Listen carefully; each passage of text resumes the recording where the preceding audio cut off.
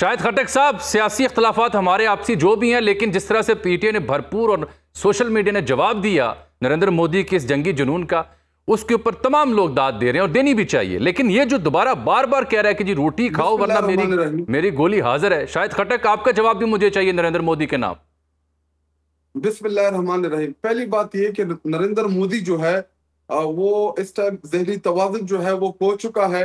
اس کو جو جنگ میں ہار ہوئی ہے، اس کے بعد انڈیا کی میڈیا، وہاں کے نوجوان، وہاں کے اسپیشلی جو سکھ برادری ہے، دیکھیں کرتارپور ہم نے پاکستان نے ان کی ویزے بند نہیں کیے.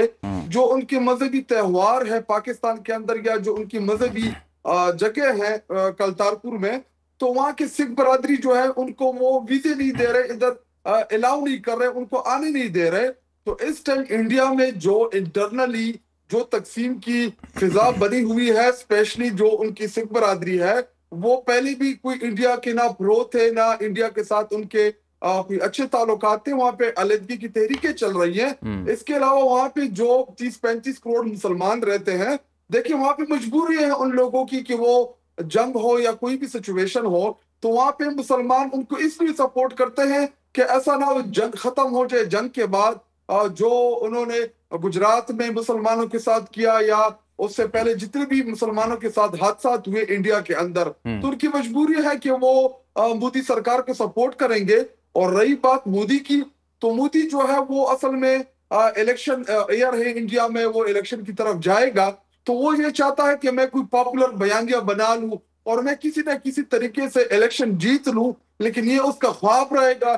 پاکستان کے لیے ہم سب متفق ہے، یہ ہمارا ملک ہے، یہ ہمارا پاکستان ہے، یہ ہمارے نوجوانوں کا ہے. جو ہمارے نوجوان اس ملک میں انشاءاللہ جو ہماری جدوجہد چل رہی ہے، جو ہماری کوشش ہے کہ ہم اس پاکستان کو ایک عظیم پاکستان بنائیں، وہ پاکستان بنائیں کہ جس کا خواب علامہ اقبال رحمۃ اللہ علیہ نے دیکھا تھا، جس کے لیے قائد اعظم محمد علی جناح نے جدوجہد کی تھی. اور انشاءاللہ پاکستان قائم اور دائم رہے گا اور عظیم پاکستان رہے گا. بالکل ٹھیک ہے. شاہد خٹک صاحب، کیا ہو رہا ہے اس مخصوص نشستوں کیس میں آپ کے ساتھ؟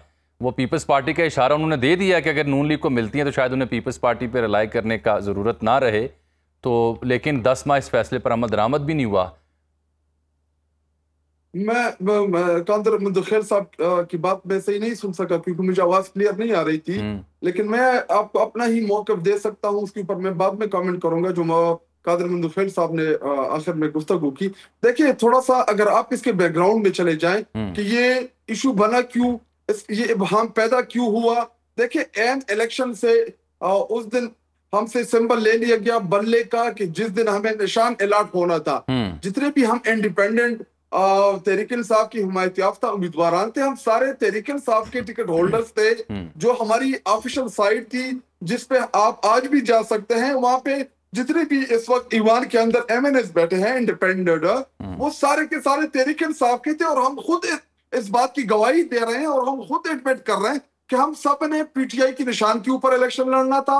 ہمیں جو ووٹ ملا ہے وہ تحریک انصاف کا ہے، وہ عمران خان کا ہے، ہمارا کوئی ذاتی نہیں. ہم کوئی انڈیپینڈنٹ ایسے امیدوار نہیں تھے کہ جو کوئی ہمارا شخصی ووٹ تھا. چونکہ ہم سے نشان لے لیا گیا این اس وقت، اور جو پھر ہم نے کوشش کی بیٹسمین کے اوپر پھر اس بندے کو اغوا کیا گیا، اس کا نشان ہم سے لے لیا گیا.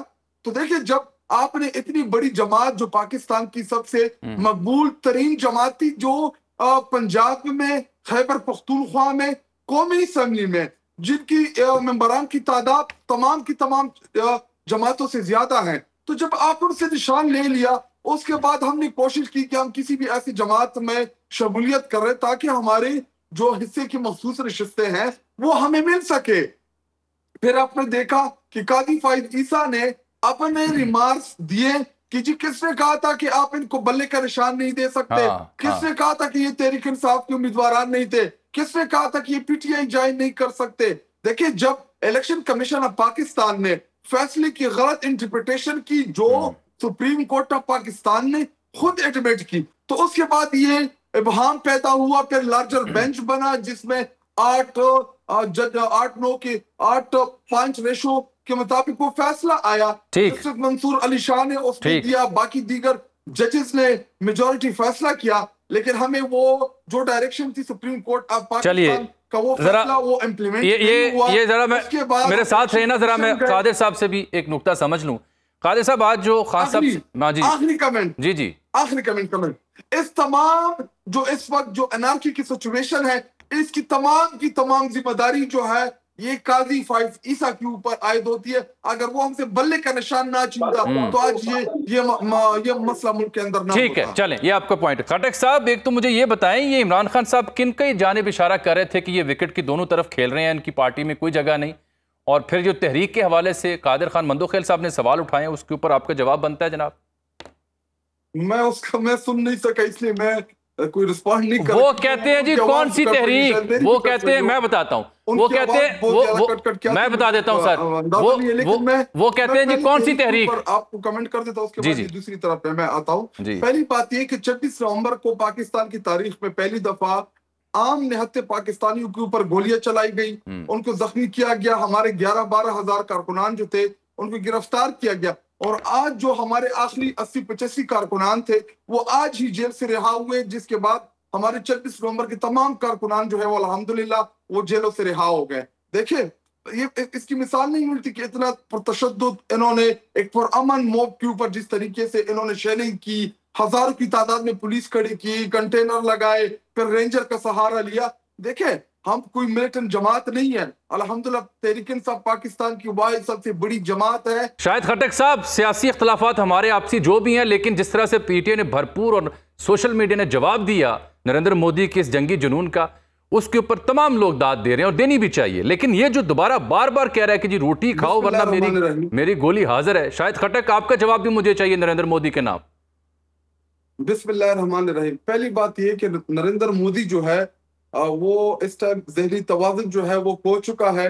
اس کو جو جنگ میں ہار ہوئی ہے، اس کے بعد انڈیا کی میڈیا، وہاں کے نوجوان، وہاں کے اسپیشلی جو سکھ برادری ہے، دیکھیں کرتارپور ہم نے پاکستان نے ان کی ویزے بند نہیں کیے. جو ان کے مذہبی تہوار ہے پاکستان کے اندر یا جو ان کی مذہبی جگہ ہے کرتارپور میں، تو وہاں کے سکھ برادری جو ہے ان کو وہ ویزے نہیں دے رہے، ادھر الاؤ نہیں کر رہے، ان کو آنے نہیں دے رہے.